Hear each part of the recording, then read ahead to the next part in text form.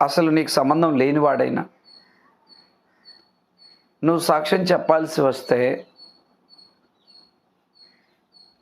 నిజమే మాట్లాడాలి, అబద్ధ సాక్ష్యం పలకకూడదు. ఎందుకంటే ప్రియమైన దేవుని వల్లరా, దేవుడు ప్రతి దానికి కూడా ఆయన లెక్కడుగుతాడు, ఆయన వింటున్నాడు, ఆయన చూస్తున్నాడు. ఒకరోజు వీటన్నిటిని బట్టి ఆయన మనల్ని తీర్పులను తీసుకొస్తాడు అనే విషయము గ్రంథం తెలియచేస్తుంది. ఎవరు చూస్తున్నారు, ఎవరు వింటున్నారు?